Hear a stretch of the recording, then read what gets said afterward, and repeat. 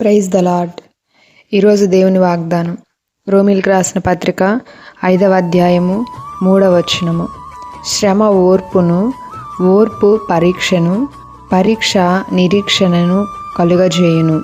ఈరోజు పరిశుద్ధాత్మ దేవుడు మనతో మాట్లాడుతున్నటువంటి మాటలు ఏమనగా, ఎవరైతే శ్రమలలో ఉన్నారో, కష్టంలో ఉన్నారో, ఈ సంవత్సర కాలం అంతా దేవుడు మాకు ఇంకా ఈ మేలు చేయలేదని ఎవరైతే బాధపడుతున్నారో, ఆ శ్రమలో మనము ఓర్పును కలిగి ఉన్నట్లయితే మనము ఆ ఓర్పు మనకేం కలుగు చేస్తుందంటే ఒక పరీక్షను పెడుతుంది. అంటే దేవుడే మనకి ఆ శ్రమను జయిస్తామా లేదా అనే ఒక పరీక్షను కలుగజేశారు అని మనం జ్ఞాపకం చేసుకోవాలి.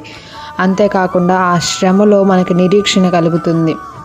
ఆ యొక్క కలిగినటువంటి ఆ శ్రమలో మనము ఖచ్చితంగా ఈ శ్రమ నుండి బయటకు రాగలుగుతామనే ధైర్యము కలిగి, నిరీక్షణ అంటే ఎదురు చూడడం, ఆ శ్రమ నుండి బయటకు వస్తానని ఓపిక కలిగి దాని కొరకు ప్రార్థన చేయడం.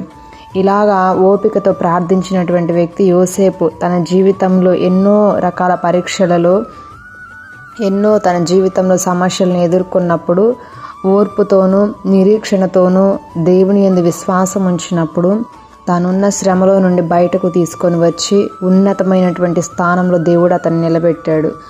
ఈరోజు నీకున్న శ్రమలలో కూడా, ఈ సంవత్సరం అంతా నా జీవితంలో ఈ శ్రమలో నేను నలిగిపోయానని బాధపడుతున్నట్లయితే, నువ్వు నిరీక్షణ కలిగి విశ్వాసమును ఎడతెగక గట్టిగా పట్టుకొని ప్రార్థించిన ఎడల తప్పకుండా రాబోయే సంవత్సరంలో ఆ శ్రమలో దేవుడు నీకు సహాయం చేసి నిన్ను విడిపించి నిన్ను కూడా ఉన్నతమైనటువంటి స్థానంలో దేవుడు నిన్ను నిలబెట్టును గాక.